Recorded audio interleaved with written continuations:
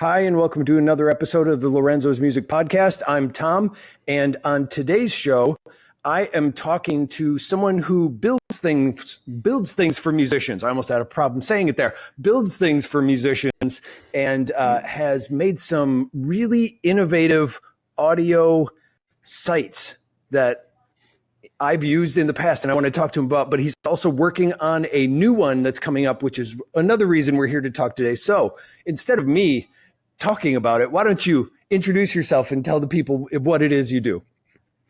Okay. Yeah. Thanks, Tom, for having me. My name is André Michelle. As you said, I'm working on a new project called OpenDAW, and I think that's the main reason we are here. But I'm happy to talk about anything you like to talk about. So I used to be a DJ like 30 years ago. And from there, there was a lot of things that I wanted to do when it came to music, and especially making music on my own, which was really expensive back in the days because you needed to buy real synthesizers and real drum computers, and they were really pricey. And at the time, I couldn't actually afford anything. So there was always this idea of creating something, basically for people like me. So I built it partly for myself that, actually everybody should be able to make music. Despite the income of their parents or the income they have for themselves. So there should be a way to access that in a free way. And this is, so to say, a little bit my goal in my professional life. Yeah. And first of all, where are you located? Where are we talking to you from? I'm in Germany. So, You're in Germany. And Germany has a long history of, electronic music, techno music, and all these things. So, that's pretty much where I identify with. Yeah. And when you said before you were a DJ, I'm assuming you mean DJ, not the coming up on the 11 o'clock hour. We have like not that kind of DJ. You meant more like a making music DJ, not a playing on the radio DJ. Yeah, I spun records, basically, vinyls. You did? That was, and I still do. Cool. It's something that I really like to do. And so I'm still into techno music. It's still something that I enjoy listening to and especially dancing to. And there are still parties everywhere I'm going to visit. And so this is something that is probably taking me into my old age. Yeah, well, it's interesting because you being a DJ, now I'm going to go to the roundabout turn of events as to how I contacted you and how I found out about Open. Do you call it OpenDAW or OpenDAW? I say OpenDAW. Okay, all right. Yeah. And I learned about it because someone actually shared a post about it on Mastodon, and I was like, oh, interesting, I'm going to go check that out. I went and looked. I looked at the section that talks about who's creating it, and then it showed the things that you create, and one of them, it said AudioTool, and I was like, wait a minute. Now, back in, I want to say 2016, 2017, I was working on a new album with me and my drummer were working on trying out some new audio for albums and trying out different things. And we were also just experimenting with, at the time, Ardour, which we still do use. We use Ardour as a DAW. But we were trying to think of a way to collaborate, or my drummer wanted to learn how to use more technology. He's a hardware guy. He is the guy, like, if you want to know how to, I don't know if you have a term there for someone who is like, or if you even know of the show MacGyver. It's a guy basically like he can take chewing gum, a piece of twine and like kitty litter and turn it into a CB radio, something like that. That's what my drummer's like. But when it comes to like technology, as far as like laptops and software, it takes him a while, but he's really good at that stuff. So we discovered AudioTool. I don't even remember how.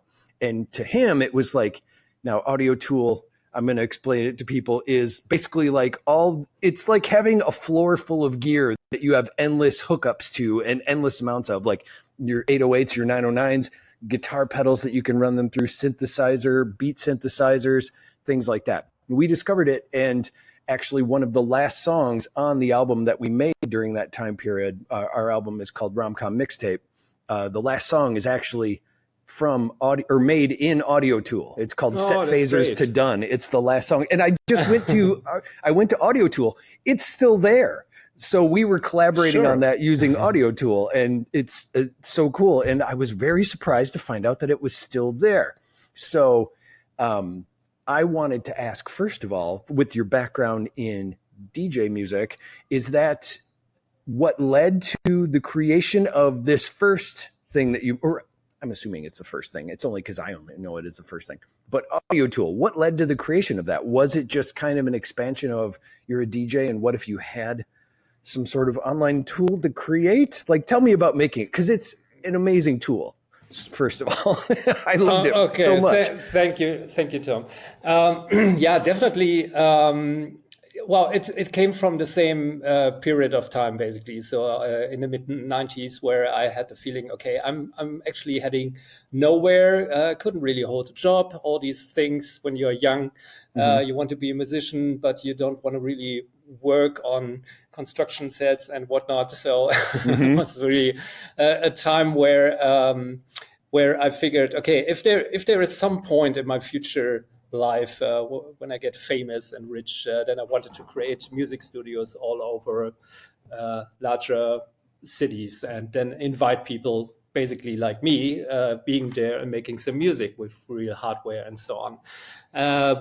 But then you already saw there were some things like Rebirth. I don't know, remember if you remember Rebirth from Propeller Heads. The software that emulated the 808, 909, and 20303s.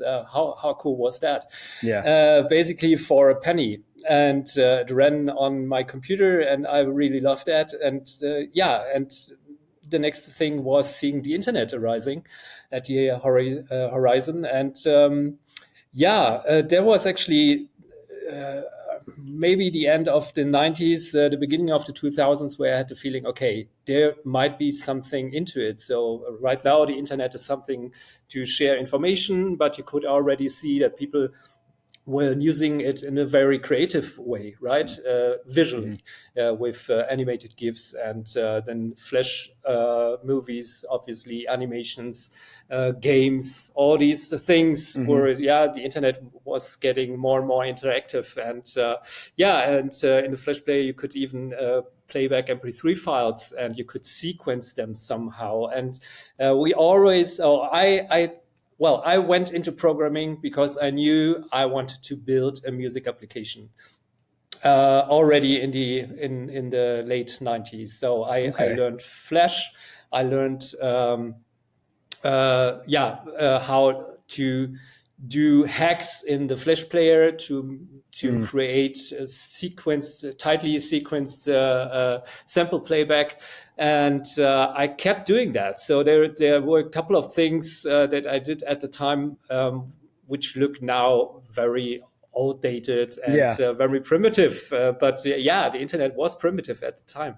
So you were during that time, you were working in ActionScript since you were doing Flash at the time, or? Absolutely. Okay. Yeah, absolutely. Yeah, I started with ActionScript. Was ActionScript 1? Was it called like that? I'm not even quite sure. So. So the first version I worked with in Flash 4 was actually where you clicked your scripts together. So you really clicked plus, and then you added a condition. So you weren't typing code, you were putting things from the plus shelf, so to say. It took ages, but this all changed, and everything got more and more professional. And and there was a time in 2004 or 5, actually, when the Flash Player 9 came out. There was an option to, basically load a Flash movie into memory, from memory into memory. So, and it's came to me instantly that you now are able to create a Flash movie with your own code and load it immediately into itself, so to say. Oh, okay. I hope you can follow. It's actually quite easy. Sort of a little coding inception sort of thing. Yeah, it's like source code generation in real time, or I don't know if there is a name for it because it's so unusual to do stuff like that. Or I'm not even quite sure if it's so unusual. But at the time it was, but it worked. So at some point I was sitting there in the evening and I could for the first time listen to an ongoing sinus tune. So, and it wasn't based on MP3 or WAV files or anything. Yeah, it was just by code. It was really just a math function I was calling, and then I was experimenting with certain things. So you're saying you weren't using samples, you were actually creating the sound with exactly. So basically what everyone is doing in software when it comes to audio processing. And that was really exciting because at this point I figured, or I knew, this is the door, not the door that we opened now technology-wise to actually enter a new era of music applications. And I made it open source, but I built upon my own source for some time. I created a few drum computers and tried to emulate synthesizers like the 303. So my goal was actually to build Rebirth. But then they came a call from Cologne. I was based in Berlin at the time. And they said, okay, what you're doing there is actually what we want to have in our new social platform. Unfortunately, a social platform that never saw the light of the day. But we worked then, or I got a team, and we worked with the team together and built the first version of AudioTool. Wow. Okay. And also, when you said you got a call, I thought for sure that was going to go the opposite. Like, hey, knock it off. This is our stuff. You can't do this. I thought that's what you were going to say. Well, there are so many funny stories, especially with Roland. Sometimes they were threatening us. Oh, really? With, there were a couple of emails we exchanged. And it's hilarious, depending on how you look at it. So in a way, we made free advertisement for them, right? So we created this. AudioTool was in the beginning really a Roland advertiser. There was an 808, a 909. There were Boss stomp boxes, which is basically again Roland, and the 303, right? So it could have been from Roland, but they sent us an email saying, we don't want you to use our labels and so on. And I know that the Japanese companies are a little bit more concerned about things. If you look at Nintendo, then you probably know what I'm talking about. They are very restrictive on their IPs. So what we did was actually we did some stickers and virtual stickers and put them on the Roland logo. I remember that. Yes, that's right. Because there were, and I thought that was just for flair. Like, people are always putting stickers on their gear. No. That was just to fulfill the requirements that our lawyers were saying us that you cannot really protect design. I'm not an expert. I don't know how this works. Right. So we figured, okay, then let's do nice stickers on it. And it looked actually prettier than before. So we went with that. Oh, I love that. Oh my gosh. Okay. So so now you were saying you were building this in Flash. Now, of course, as we all know where this is going. So Flash, of course, became kaput on the on the internet. No more. So what did you change over into, and like how did you adjust as a programmer? You spent all your time learning how to do this within Flash, and it still exists, like I said. So what was it built in after that? What did you do? At the time that was really difficult for us. We saw Steve Jobs fighting with Adobe and exchanging public letters, complaining, and we knew there is something going on. And at some point, it was clear to us that the Flash player will die eventually. It would be a couple of years, but it's going to be HTML and JavaScript, and that's fine. I was never Well, I love Flash for what it did to the internet. Even though there are many people saying, "Yeah, it was mainly used for advertisement." For me, it was like a huge playground. Oh, And I'm there a was 2D a animator, really so for me it was that. For me, it was okay, cartoons. Yeah. yeah, for you it was cartoons. For me, it was like generative art. Yeah, a lot of people were playing with code and how code could eventually do, animate stuff in a very, in a very nice looking way. And so it was actually a good time. And then HTML and JavaScript was forced, so to say, to take over. And the big issue was that it wasn't sophisticated enough at the time. So JavaScript is still a language which is untyped. I think it's absolutely impossible to write something like AudioTool or OpenDAW or any other sophisticated web app with JavaScript alone. Yeah. So nowadays we have TypeScript almost we are talking 20 years ago, right? Almost. And at the time, we started to look into certain solutions. So one solution was, I don't know the name for it. Google experimented with something where we could write Java and cross-compile it to JavaScript. So that's what we did, actually. We started building everything in Java, and then we saw that the cross-compiler from Google was way too slow. It took like a huge amount of compiling time. And of course, that doesn't really scale for you if you want to not just transpile or port your application to a new technology. You want to actually go further, right? You want to implement new features, and you cannot wait minutes every time before you can actually test it. So and we had one guy in our team, Joer Ebert, and he is a very smart guy, and he figured he could actually write a cross-compiler for himself or by himself. Oh. And he did it. He did it in the team, and then later on, they founded their own company for that. It was called Defrag, and it was basically the same thing as the Google one, but much faster. And it came with a huge framework for WebGL and certain things, layout systems. So there were a couple of things implemented which were really nice for us. Wow.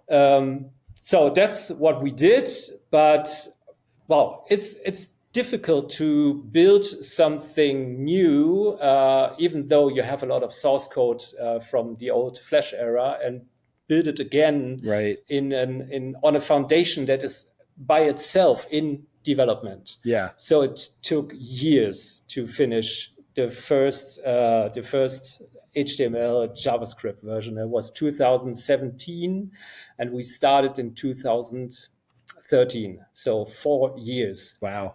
It took to make that happen. Yeah, and I'm even visualizing, having to redo it in my head. You're like, you built this thing. It's great. It works the way you want. And now you have to build it again. It's kind of like recording an album, then losing all of the source material, and then having to redo the whole album again, trying to accomplish what you got on tape the first time. Yeah. Oh, that's it's the same feeling. So there is always a chance in that, right? So there's a chance that every time you do something from scratch,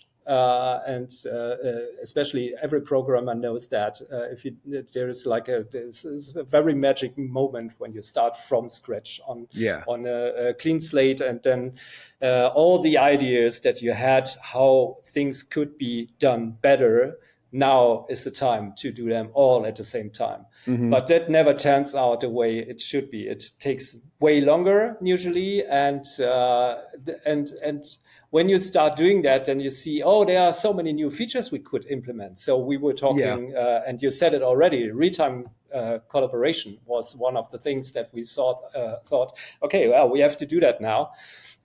So in the end, we were just 2 people working on that, one front-end guy, one back-end guy, including me.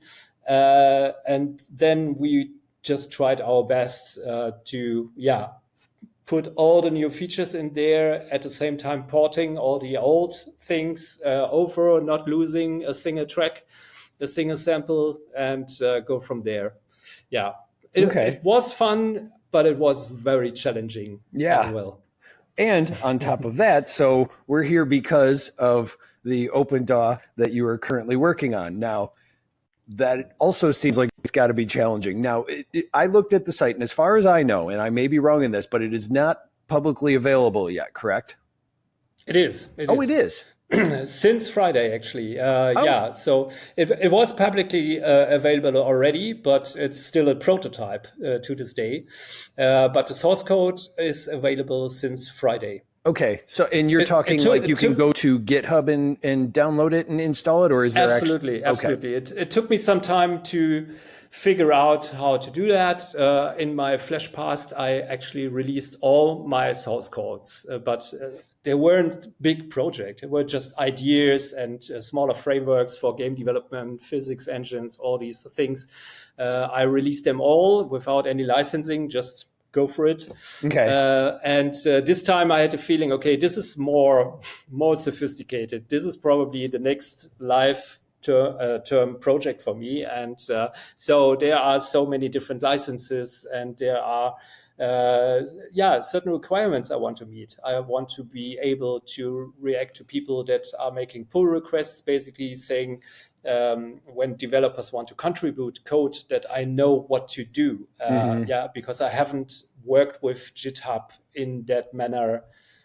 So there were many things that I needed to learn, and how to write some documentation. So get the source code, how to install, what are the tools that you need. All these things needed to be written down.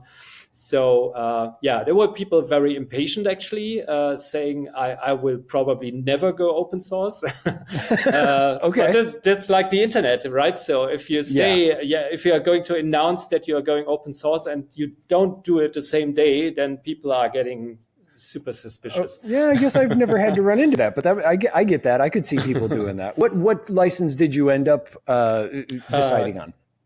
GPL3, and don't tell me, don't ask me why. So it was in the end, it was just a decision, from the stomach, just saying, okay, from the guts, saying, okay, it has to be one. I was talking to ChatGPT many times, and always weighing all these options, all these licenses, and then we ended up being there and saying, okay, let's put a commercial license, so making a dual license system that people can, or a company could actually go to me and say, okay, we want to buy this state of the software and use it in our product, but we don't want to do new open source branches from it. So they want to go into a closed version. And I just want to be open for that. Because if there is a company coming and saying, okay, here is $500,000, that would be great money to put into an open door. It would accelerate the process immediately. And so I would be, I think, good advised or ill-advised not to do that. Okay.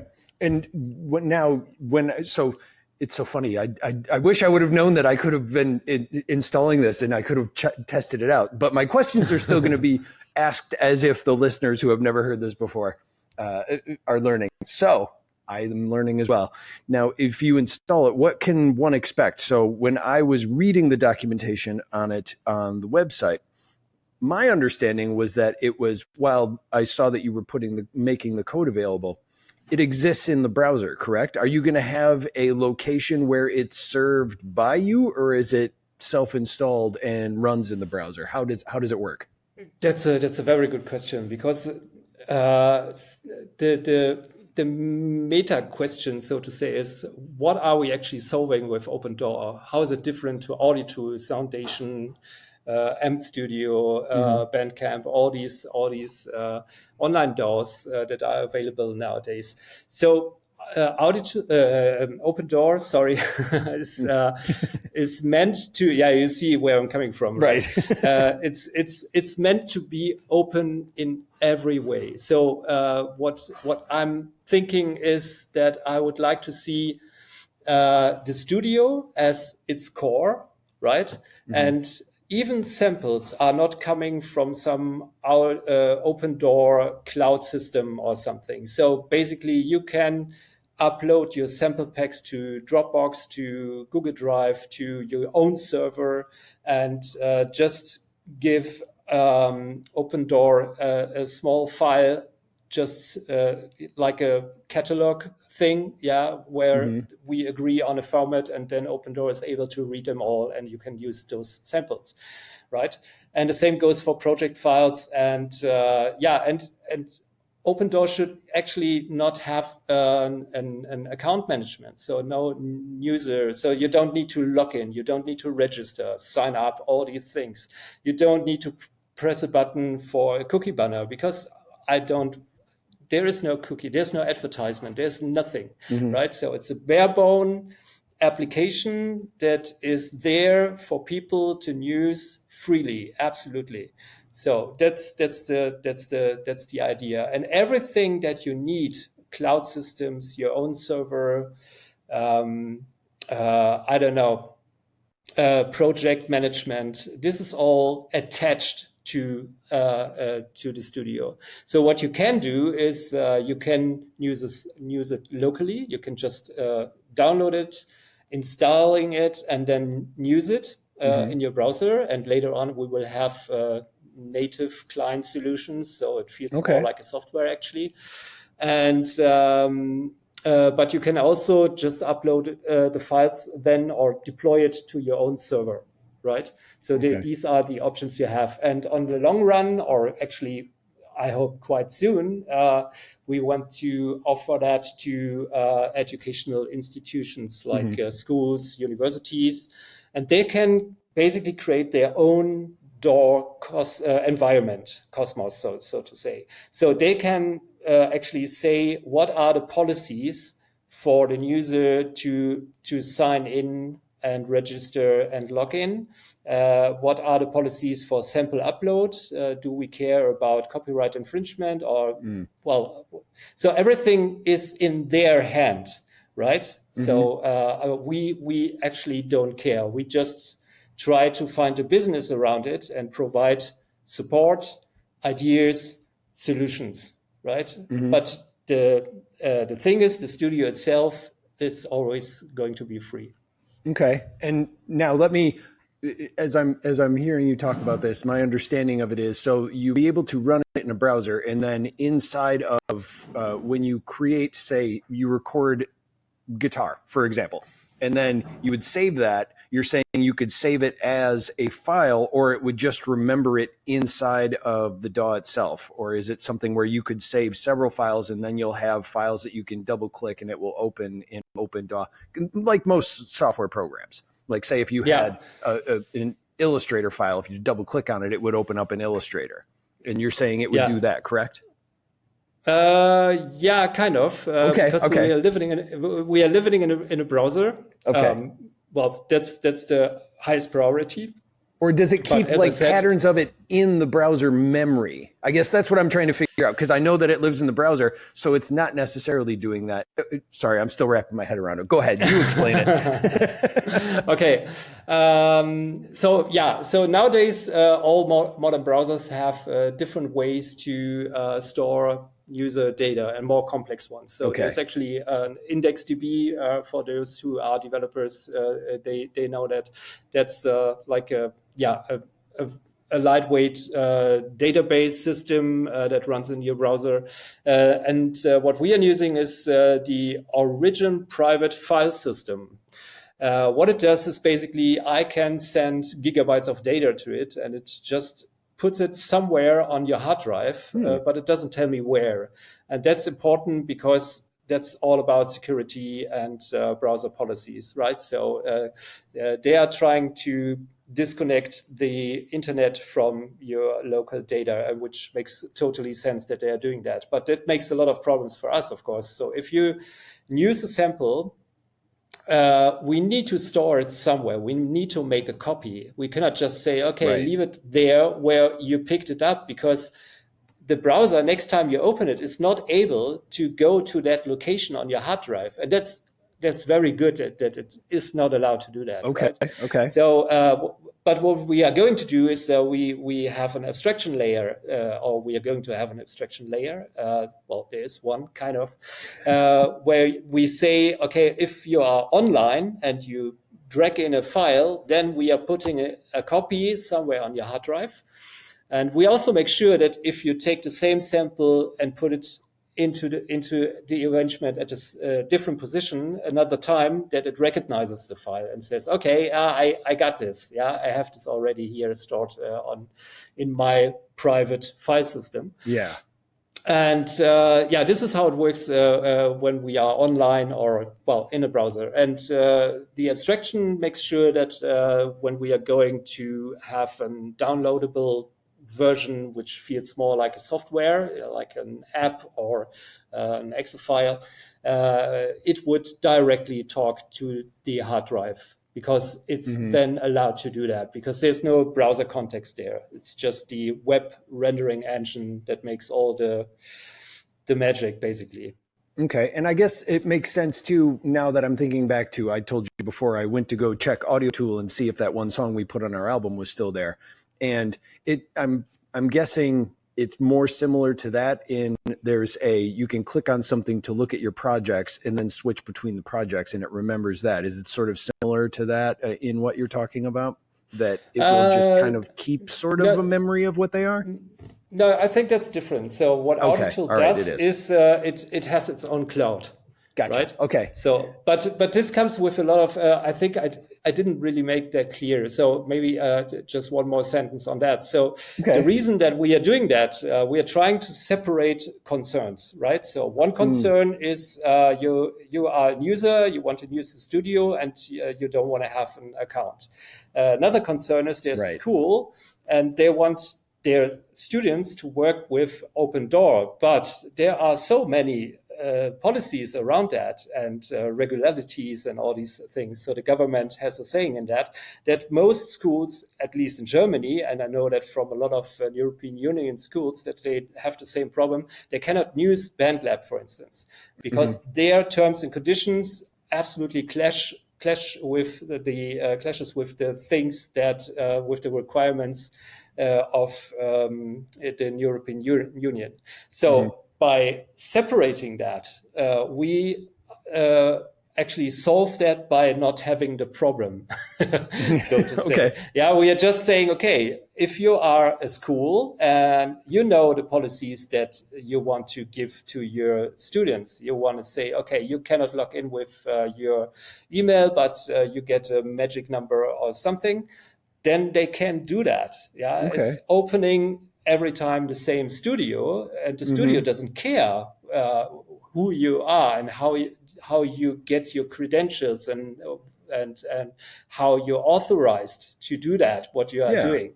Yeah, so that's the idea, and I think that's very new. I haven't seen that actually in any web application yet, because it's not very common, because people want even earn a lot of money with your data. So they are actually keen to ask you to make an account, register, put in all your data, email address, and all these things, so they can go and make another buck, right? Yeah, so another dollar with your data. And this is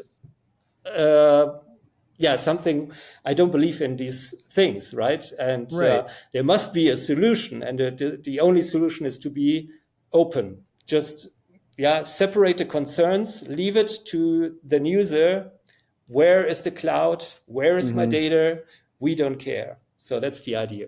And it's the same idea as like if I were to open GIMP or open Inkscape or Kdenlive, like open source software programs that I have, they don't go, sure, just sign in first and create an account. You're using the same ideology as that. You're going, why would you have to do that to use this just because it's based in a browser?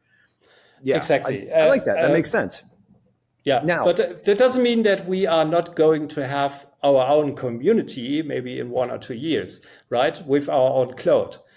Why not? Yeah, because it's super, to be honest, right? It's super comfortable to have a cloud. Yeah, so to put in all your data and hope for the best that they're not selling it, right? So that's of course not what we are going to do, but we want to have a community where people are talking about OpenDAW, talking about the music, sharing devices that they made. We haven't even talked about that this is a big feature of OpenDAW as well, that you will be able to create your own devices. So you need a community to share that, and then you need one cloud, because otherwise it gets too complicated to have it all distributed. But maybe we find a solution for that as well. So, well, that is actually what was leading to my next question, because you had mentioned you could save it on, say, Dropbox, or put it in the cloud and stuff like that. Now, when we were talking about this, and also one of the reasons that I had tried out AudioTool to begin with back when I first started using it was collaboration. And with AudioTool, we were able to share stuff that we made on AudioTool with each other in the community that was based on there. But our whole thing is we wanted to work as a band, even if we, you're at practice and you're working on stuff and you're like, I don't really have an idea yet. You'd like to go home and check it out. What most people do is, they get a copy of it and they play along with it and then come back and they can record it, whatever, stuff like that. And we really wanted to do something that was collaboration. And then a few years back, and oddly enough, right before the pandemic hit, so it worked out perfectly, I figured out a way to use GitHub to collaborate on our full DAW sessions. And the entire secret of it was me explaining the idea to my bass player, who he has a tech background, but kind of was sort of understanding GitHub. And I was talking about okay, so we back this whole thing up to GitHub, and then you can download it, branch it. And then I was like, you record something there. And then what we would have to do is we would merge it back into master. And I haven't tested that yet, so I don't know if it'll work. It might actually ruin the file. And he's like, well, why do we have to merge it? And I thought about it for a second, and I'm like, we don't. It's just what you're supposed to do when you're working in GitHub. So what we do is we create a new branch every single time we make a change, and that new branch becomes the new main branch. And so we're able to collaborate back and forth using GitHub, because we just all switch, and we document the whole thing so we know where we are, what it was done. But every time someone makes a change, all right, switch to that branch. And when you're going to do something new, make a branch off of that and do a new one. That's the whole secret to working on GitHub with music and DAWs. So I actually spoke at the Ubuntu Summit in Prague about that. And it was just a weird little thing that we learned how to do. So anyway, now with that, is this something where collaborating in OpenDAW is a thing? Is this going to be possible? Can people work on it, say, one person makes a change, another person can open it up and get that change and then add to it? And the big jump, can they both do it together at the exact same time? So can either of those be done? Yeah, that's the ultimate goal, definitely. Right. And I'm looking forward to do just that. So I see myself as creating the foundation of the whole thing, right? A little bit of design, a little bit of the infrastructure of the code, how the things are talking to each other. And one part is actually how the data is managed. And so I wrote some TypeScript code. The library is called Box, if someone is interested. So it's working with boxes. It's basically a graph structure that is used to make all data available, but at the same time you are able to connect all the boxes and the fields they have. There can be primitives like numbers and strings and booleans, all these things that are necessary. You can have arrays and deep nested objects, but in the end there is already a system where you can write very easy schema files to create the things that you are going to program. Mm-hmm. And there's a source code generator which now outputs TypeScript. Yeah, so the next guy could go there and say, okay, let's compile it to C++ or Rust and whatnot. And so there could be different clients. So one idea is that the audio engine later on will be rewritten in C++ or Rust or Go. I don't know. Mm-hmm. I don't care actually. Whatever fits. To have a WebAssembly module, right? Because WebAssembly is probably the fastest audio engine we could then have, because the code execution is super fast. There's no garbage collection, all these things that are very critical in the audio engine thread in the code execution. And but coming back to the box system, there is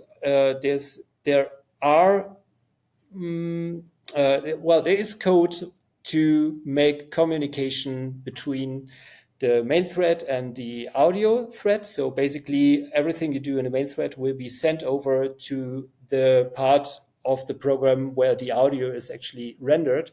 And these are independent. So they could run even on two independent CPUs, right? So they need to exchange the data somehow. And this is all prepared, so to say, right?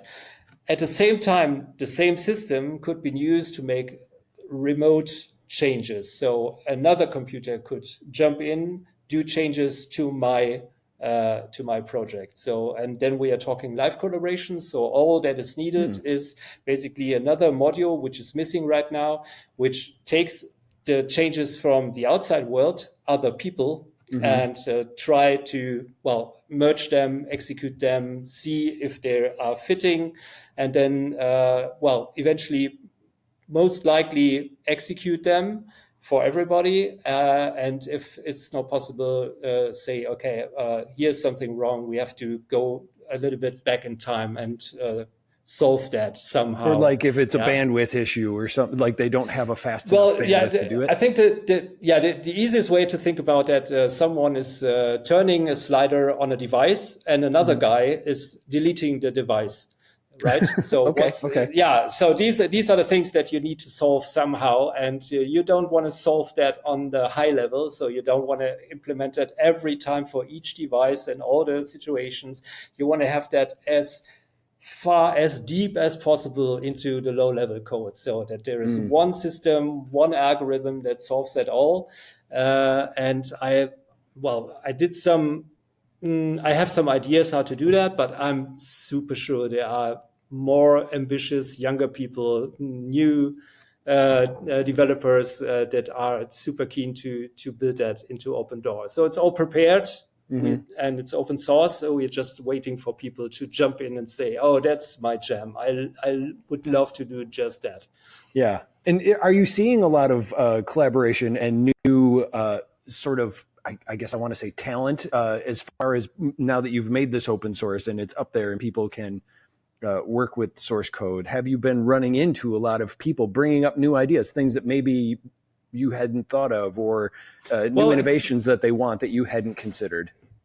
Yeah, well, seeing that it's just 1 week out there, right? We have one pull request, but I was really surprised about the quality of it. So I could really, it looked like code that I had written by myself. So, and I don't know if that is quality, but it looked to me like, okay, yeah, that looks really good. And I can see this working. And I was actually checking it out and trying the new device. And I had a few things going back to the originator of the pull request. And and he is still working on it.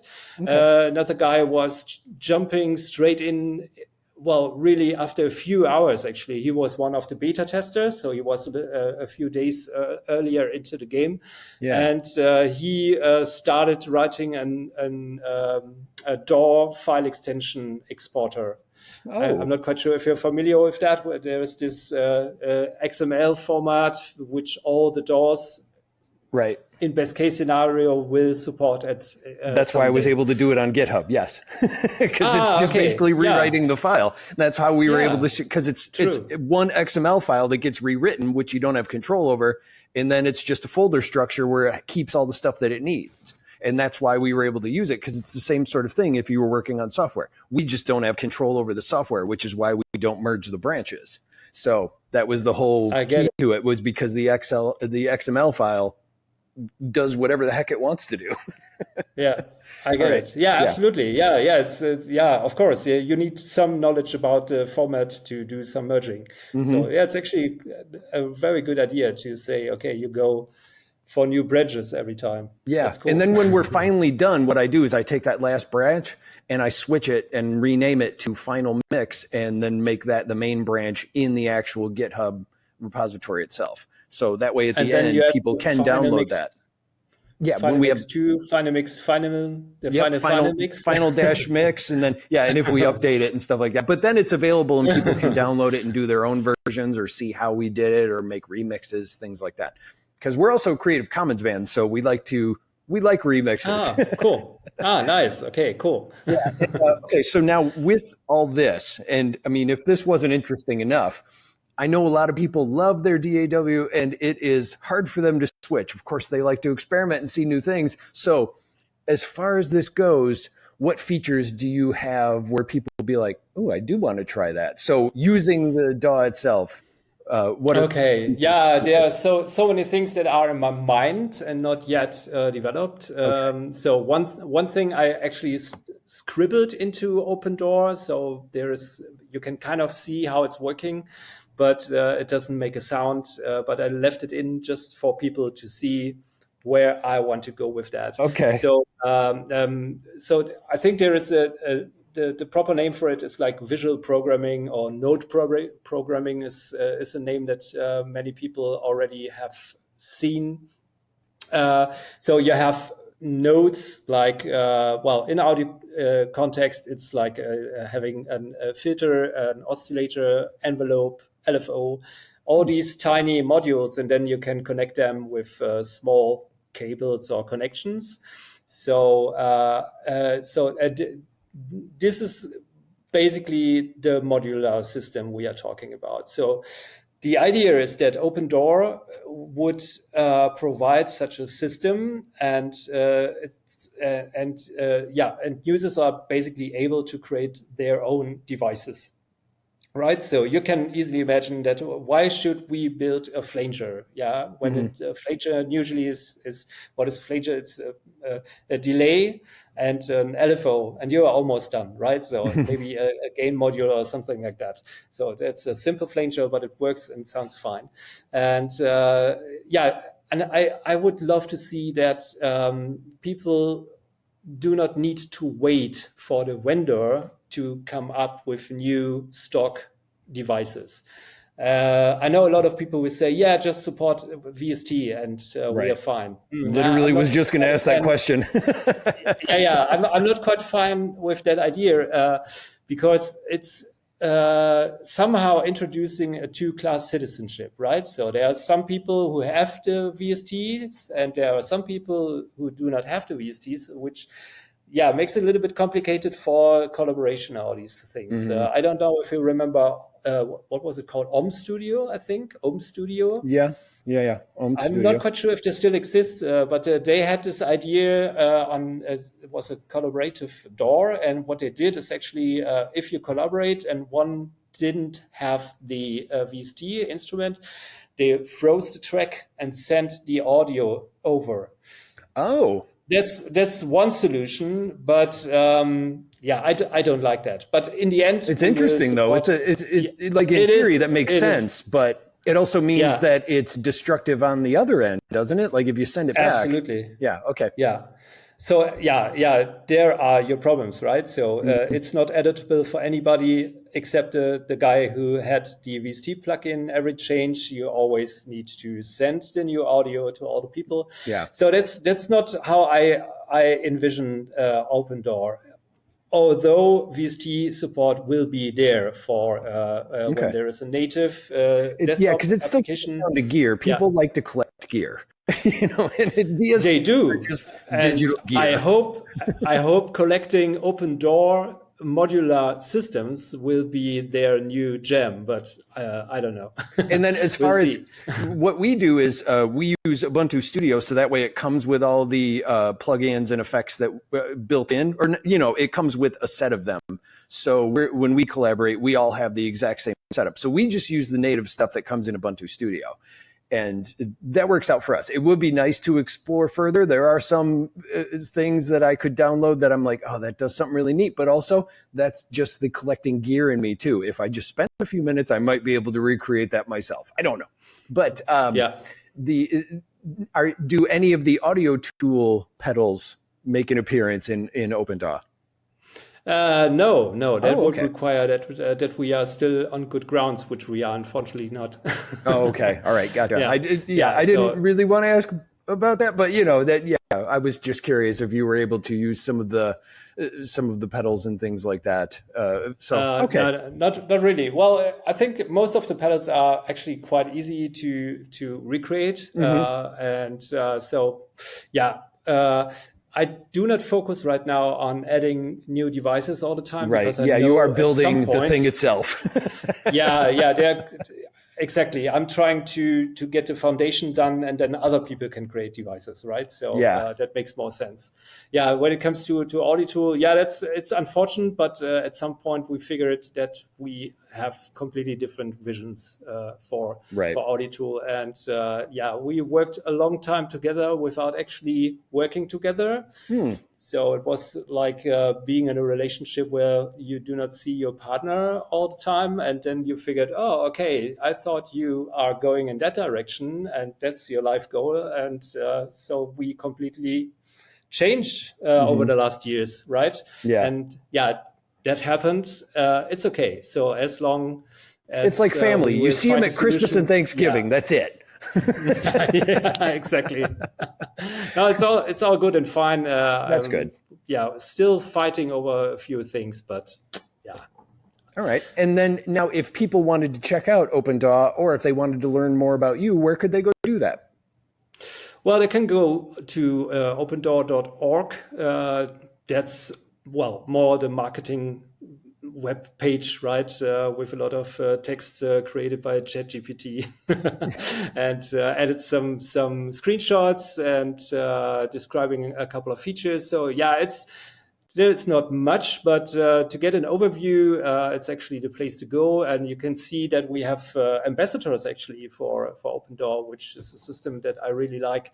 And I really like all the ambassadors. They are all bringing something to the table, be it popularity, be it YouTube influencer, be it open source people, be it music teachers and even professors. So these people are seeing for themselves that OpenDAW is something that is worth supporting, and they are basically presenting themselves on the webpage saying, okay, we believe in that, and we are going to be ambassadors and tell everybody about that.